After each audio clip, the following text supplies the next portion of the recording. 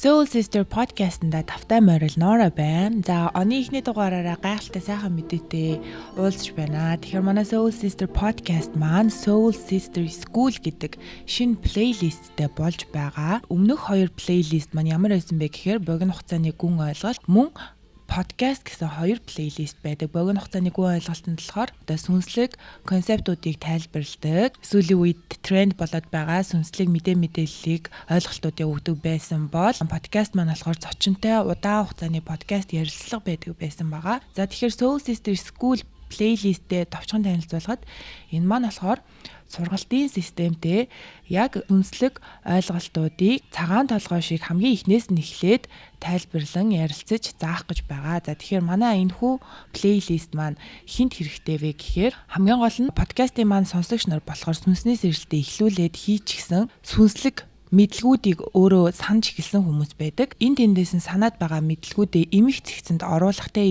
илүү гүнзгийрүүлэн мэдэх хүсэлтэй хүмүүс маш тохиромжтой тэгээ сүнслэг байдлыг сонирхож эхэлж байгаа хүмүүс дараалалтай, системтэй мэдлэг олгох зорилготой сургалтын арга барилтай плейлист байгаа шүү. За тэгэхээр энэхүү плейлистэнд яригдах мэдлгүүдээ бид нар хаанаас цуглуулж олж авдаг вэ гэхээр энэхүү сүнслэг мэдлэг үннүүд маань хаанаас ирдэг вэ гэхээр хүмүүс чаналинг хийх аргаар ирдэг. Ялангуяа манай подкастн дээр олон дурддагддаг raw material маань энэхүү чаналинг хийх аргаар одоо хүн төрөлхтөө олж авсан мэдээлэл байдаг. Мөн эртээр үеэсээ бөөнөр, транст орох те бясалгал хийгч ламнор өөрийнхөө одоо удаан хугацаанд бясалгалын түвшинд шилжснээрээ өөрийнхөө дотоод ертөнцөөс энэхүү мэдээллүүдийг олж авдаг.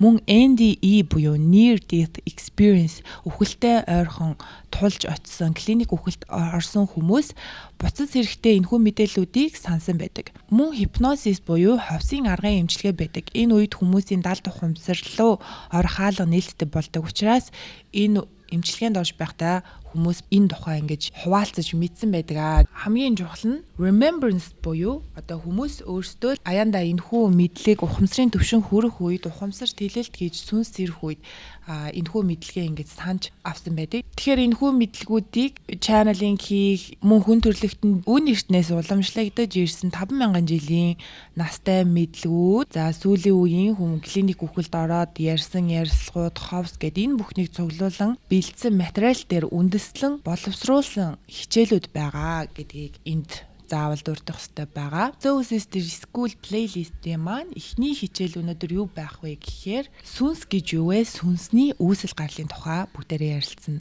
За тэгээд хичээлээ ерөнхийд нь харах юм бол иймэрхүү бүтэц зохион байгуулалттай хичээл байгаа шүү. За тэгэхээр бүгдээрээ одоо хичээл рүүгээ орцгоё. Сүнс гэж юу вэ те? Сүнс гэдэг зүйлийг хамгийн эхлээд бид нэр ярихын тулд сүнсний гарал үүсэл мөн ертөнцийн гарал үүсэл хүн гэж юу вэ гэдэг зүйлийг бид нар ярих хэрэгтэй.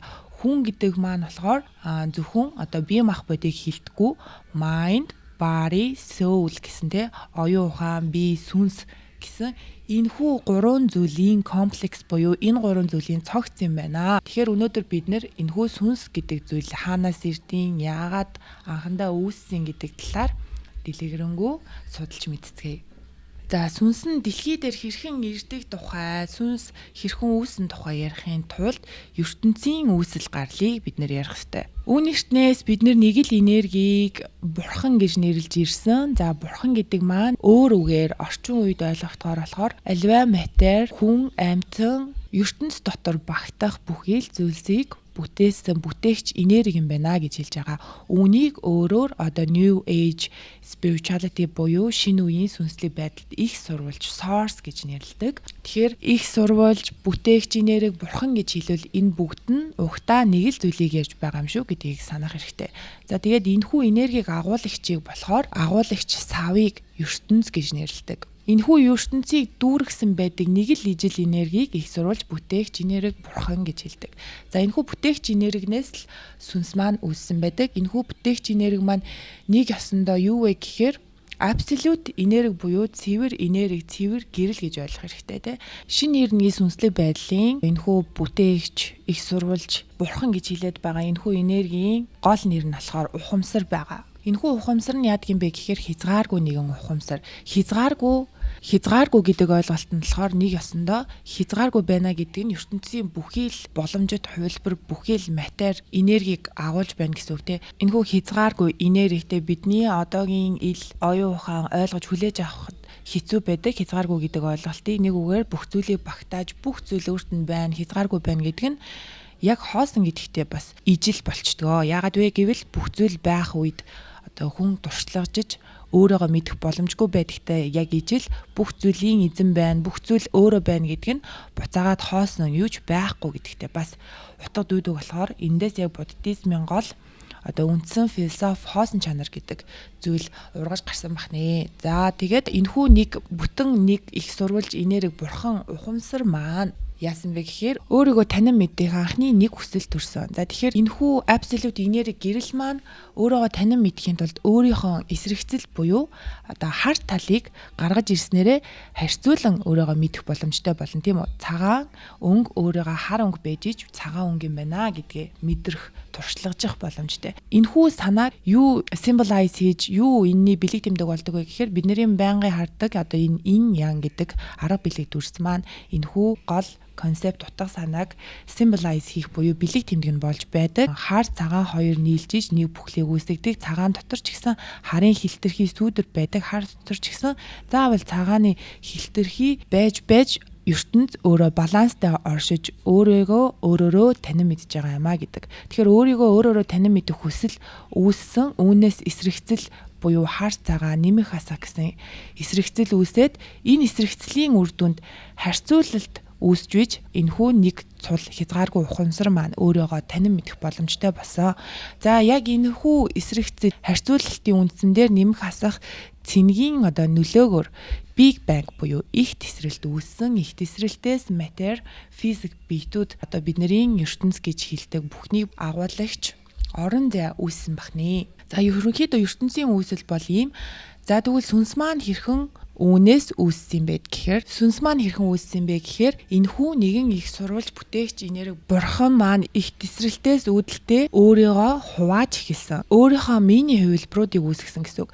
Өөрийгөө энэхүү бүтээгч энерги ухамсар хамгийн гол нэг чадвар байдаг нь өөрийгөө хуваах байдаг тий. Тэгэхээр яг өөрийнхөө та копиг үүсгэж өөрийнхөө өөр нэгэн үнцгийг үүсгэж байж өөрийгөө илүү сайн таньж мэдэх боломжтой учраас өөрийнхөө хуваагдлуудыг үүсгэж эхэлсэн. Тэгэхээр сүнс гэдэг маань энэхүү бурханлаг энергиэс үсэрсэн оч энэхүү бурхны мини хувилбараа гэсэн үг. Маань юу вэ гэхээр энэхүү бурханлаг энерги ухамсараас үсэрсэн оч мөн энэхүү ухамсарын бодол сэтгэж болох бүх бодол мэдрэмжийг судлахаар ирсэн туслагч нэг ёсны хязгааргүй ухамсарын өөрийгөө танин мэдэж байгаа хэрэгсэл туслагч гэж ойлгох хэрэгтэй. Хязгааргүй зүйл өөрийгөө танин мэдэх боломжгүй гэж хэлж байгаа шүү дээ. Тэгэхээр өөрийнхөө жижиг хувилбаруудад хувааж өөрийн гэсэн өвөрмөц зорилготой болгож эхэлдэг. За тэгэхээр өнөөдөр сүнсний зорилгын тухай бол дэлгэрэнгүй ярихгүй. Тэгэхээр яг сүнснийхээ үүсэл хөгжил рүү оръё. За энэ бол spiral буюу спиралцсан дүрс байгаа. Тэгээ энэхүү дүрс болохоор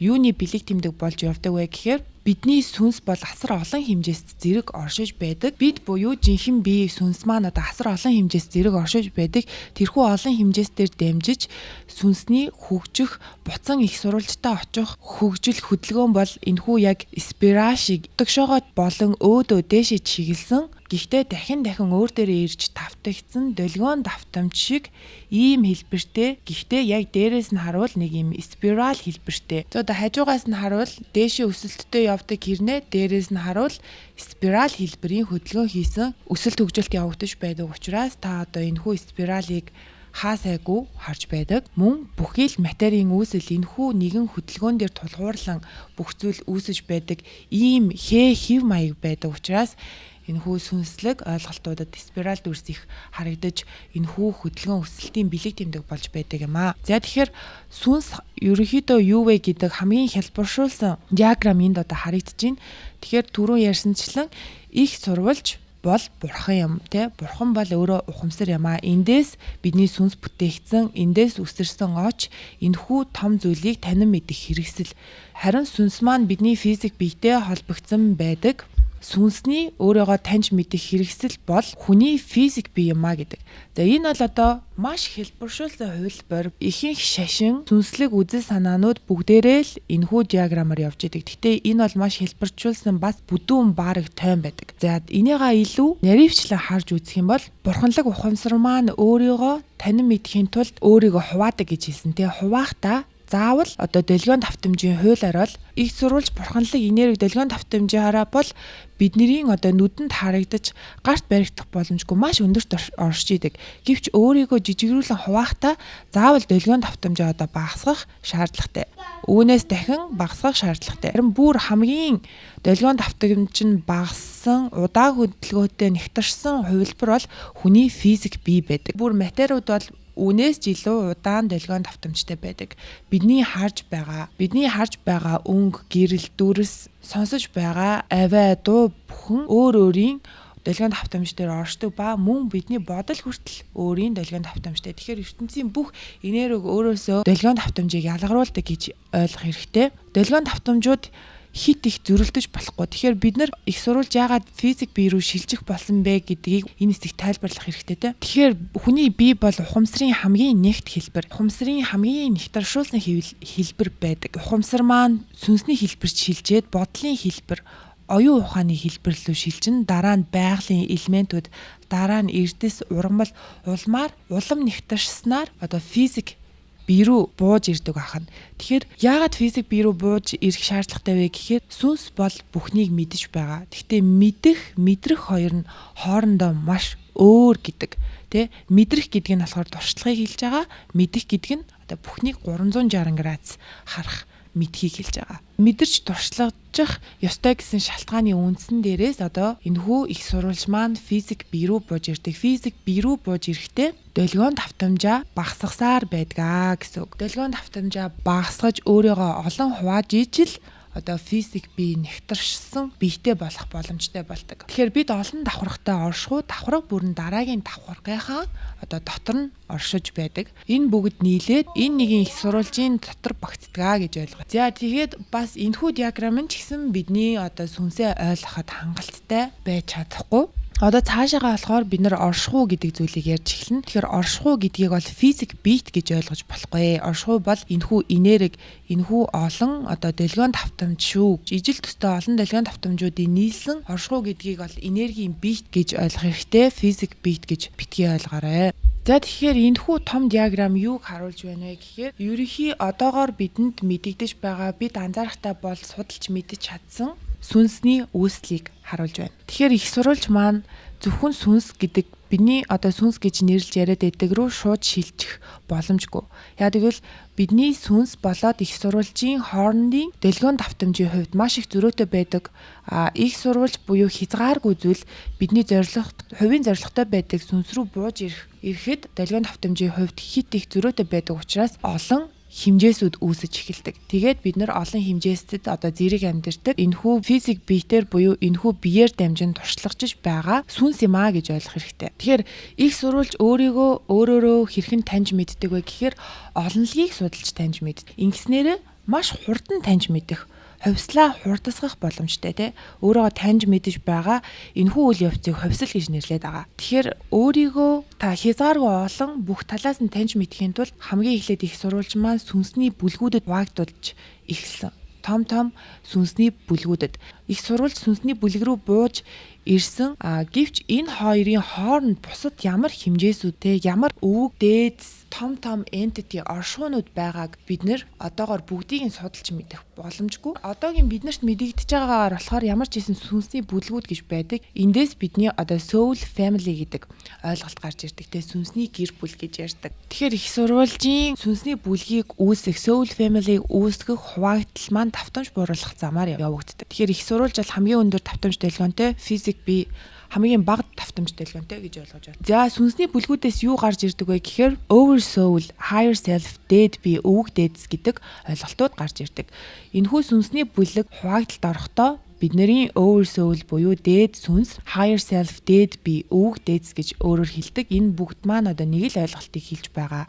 Тэгэхээр энэ бүлгүүдэд энэ хэсгүүдэд хуваагдаж эхэлдэг. Higher self oversoul-ууд маань харин бидний энэхүү өндөр дээд давтамж дэлгэн өөрийгөө өөрөөр нь танин мэдхийн тулд өөрийгөө бас л хуваадаг. Тэгснээрээ бидний сүнс үүсдэг. Тэгээд энэхүү сүнс маань бас хуваагдлуудыг үүсгэж байдаг. Тэгснээрээ сүнсний өргөтгөл гэсэн ойлголт үүсдэг. Энэхүү өргөтгөлийн нэг хэсэг нь бидний физик бие дээр бууж мэдрэгдэж эхэлдэг. Тэгэхээр бидний сүнс гэж яриад байдаг ойлголт нь болохоор энэхүү том ойлголтын энэ хэсэг л байдаг бахнэ. Тэгэхээр жинхэнэ бид хаанд байна вэ гэхээр жинхэнэ бид бол энэ физик бие өргөтгөлөөс дээших сүнсний бүлэг энэ бүхнийг хамруулад харин энэ бүхнийг хамруулсан нэгэн ойлголт маань их сурвалжийг бүтээн үүсгэж байдаг.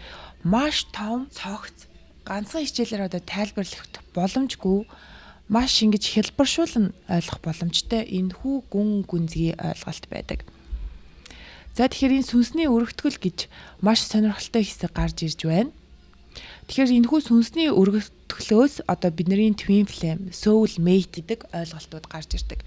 Бидний сүнс мөн incarnation буюу дахин төрөх, хойд төрөл, урд төрөл гэж ярьдаг те. Энэхүү ойлголтууд маань гарч ирдэг. Бид дээрээ нэг сүнстэй хэдий ч энэхүү сүнс маань олон өргөтгөл өөрийгөө дахин хуваадаг. Тэгж байж өөрийгөө илүү танин мэднэ.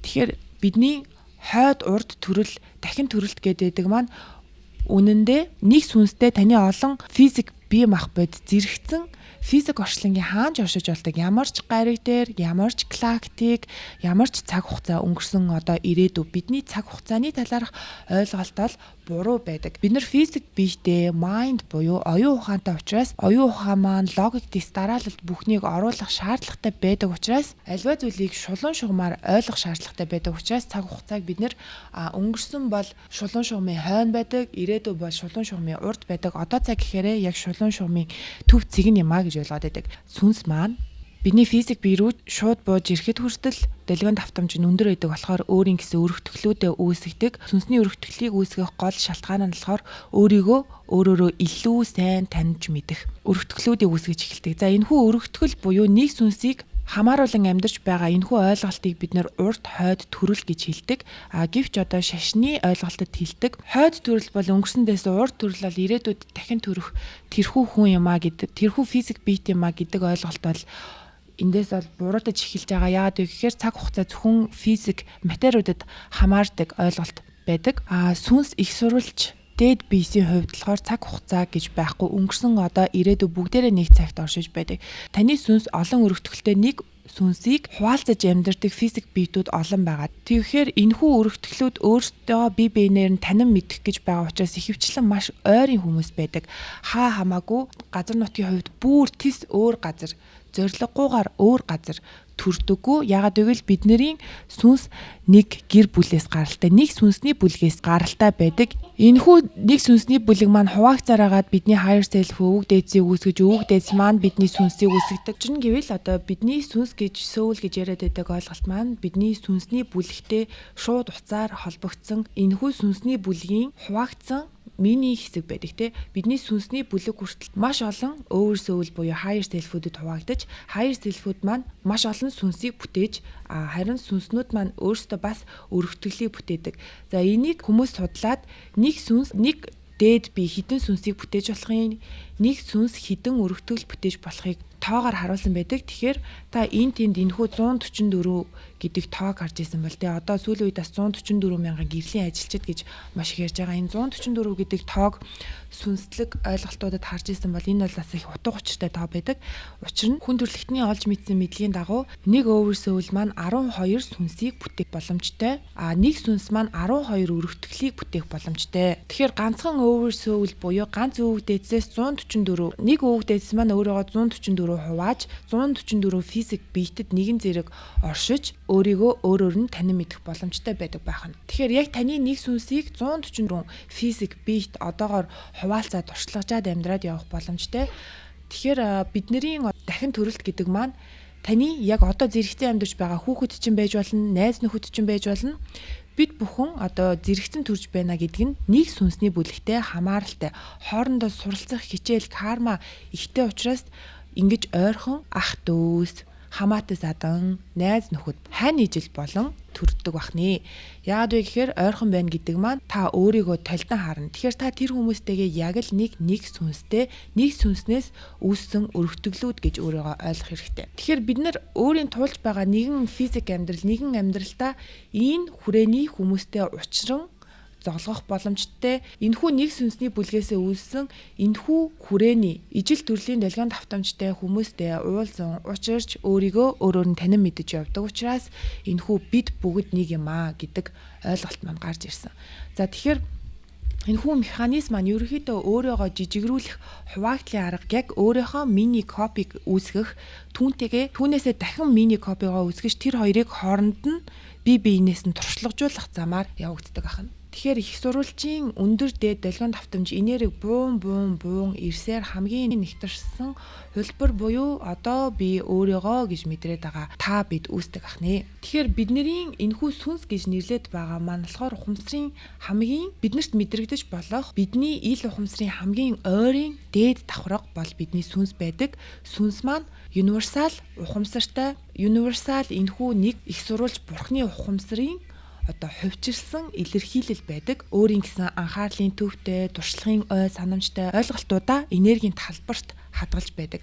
Энергийн талбар буюу одоо ертөнц space гэж хэлдэг. Энэхүү энергийн талбарт хадгалагдаж байдаг.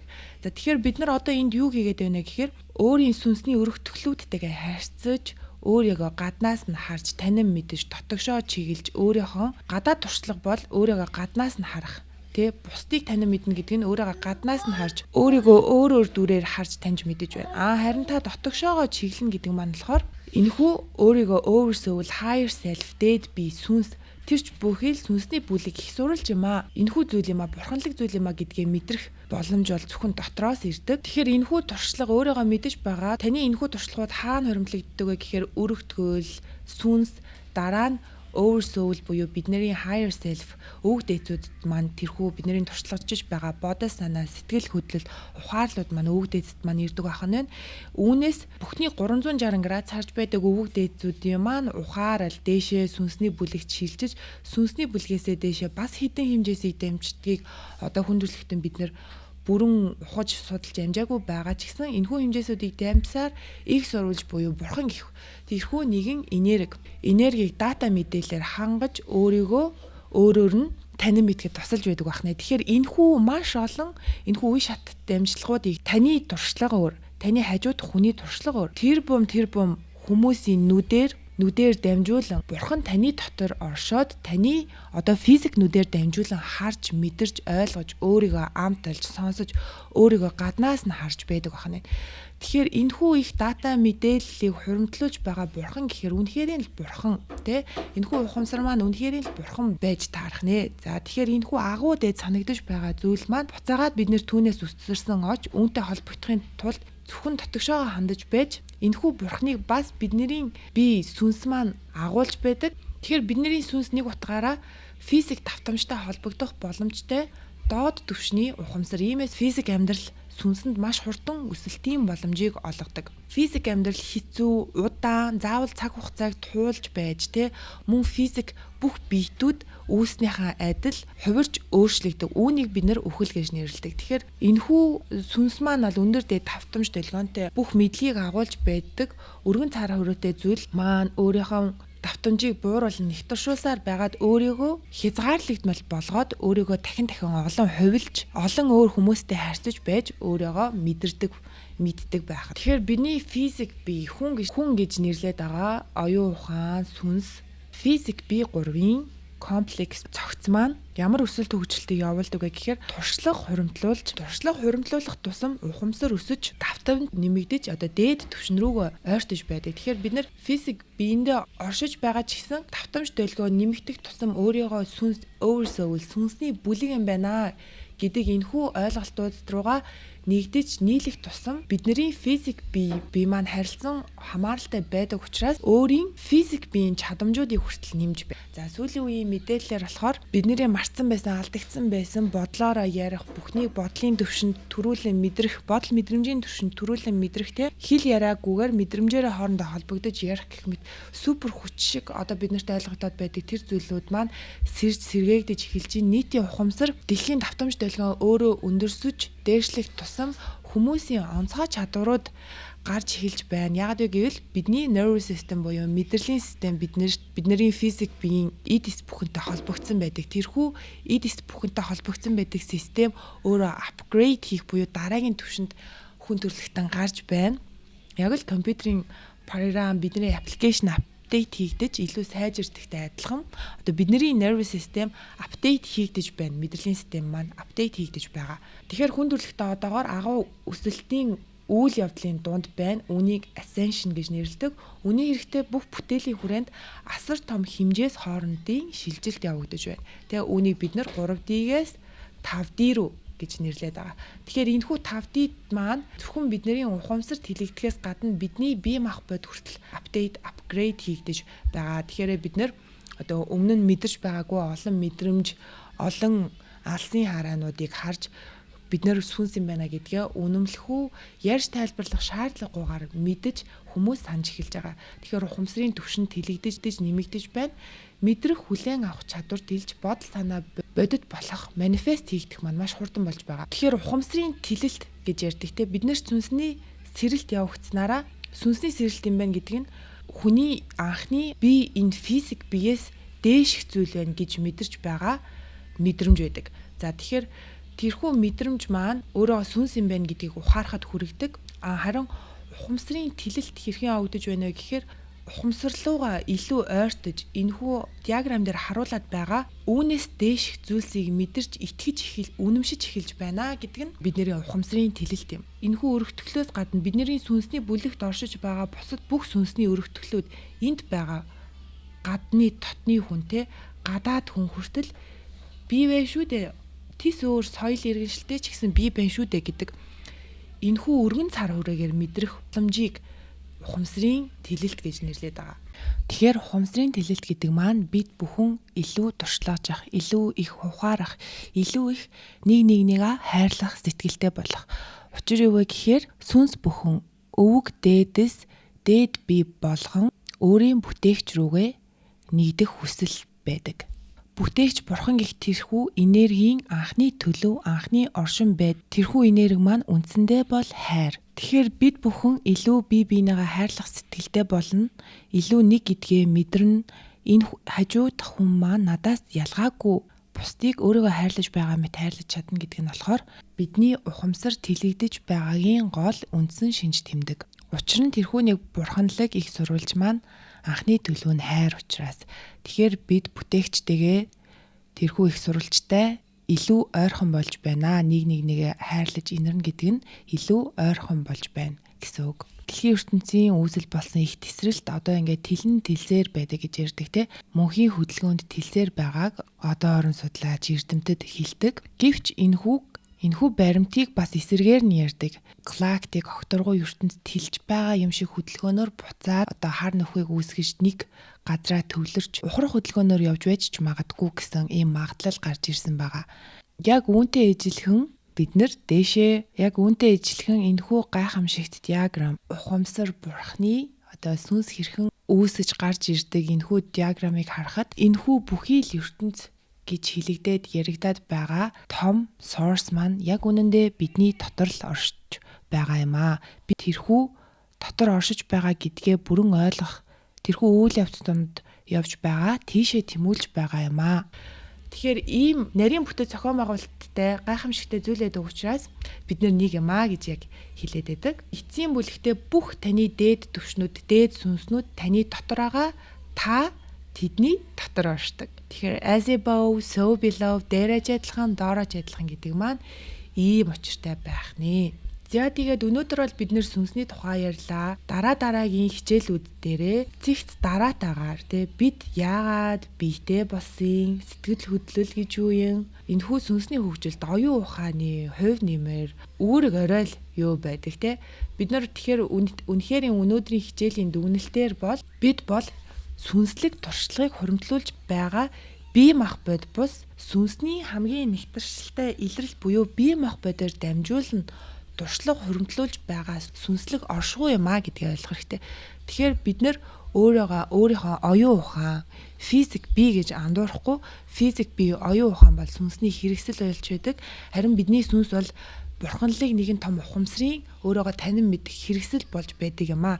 Ийм зохион байгуулалттай зүйл юм а гэдгийг ойлгох хэрэгтэй. Тэгэхээр бид бол бидний бие махбод биш, бие махбодоор дамжуулан туршлагыг хуримтлуулж байгаа сүнслэг оршихуйнууд юм а гэдэг хамгийн гол санаа бол өнөөдрийн хичээлийн дүгнэлт байлаа. За тэгээд дараагийн хичээлүүд дээрээ юу ярих вэ гэхээр сүнс бүр өөрийн тусгай зорилготой ирдэг гэсэн энэхүү зорилгын тухай тэгээд Soul Family, Star Seeds, Twin Flame, Oversoul гэдэг ойлголтыг ярихаас гадна бидний хамгийн зовлон бэрхшээлийг үүсгэж байгаа мэт худал хуурмагт тавтуулан харуулад байдаг mind, оюун ухаан, body, бие эдгээр нь ямар зорилготой үүссэн бэ гэдгийг ойлгоод ирэхэд бид нэр юм бол одоо зовлон зүдгүүр материалын байдалд уягдах байдлуудын ойлголтууд бол эрс шинжлэгдэж өөрчлөгдөхөд хүчтэй товч бөгөөд тодорхой хичээлүүд байгаа. За тэгээд subscribe товчоо дараараа манайхаа хичээл таалагдж байвал subscribe товчоо дарснараа дараагийн хичээлүүдийг дэс дараатай хүлээж авах хичээлээс хоцрохгүй байх хач холбогдолтой юм аа. За тэгэхээр манай Soul Sister Community үүссэн байгаа. Энэ бол Facebook-ийн групп. Энэхүү групп руу орох линкийг доор үлдээ. Тэгээ бид нар одоо групп community дээр сүүлийн үед юу хийж байна гэхээр Google Meeting-ээр 7 хоног бүр уулзаж чөлөөт жээлтэй холбогдуулаад чөлөөт ярилцлагууд, асуулт хариултуудыг шууд бие биенээсээ асуух, мөн надаас асуух боломжтой. Бас хамтдаа залбирлыг үлдэж, залбирлын ач холбогдлыг манайг л одоо бөөндөө ингэж ойлгож, хуваалцаж явах.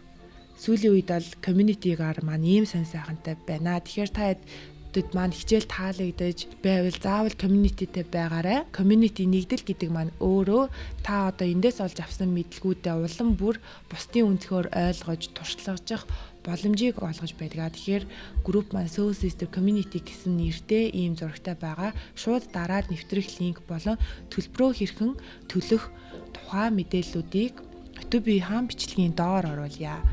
За баярлалаа манайхаа дараагийн хичээлээр уулзцгаая. Энэ бол Soul Sister School байлаа. Баяртай.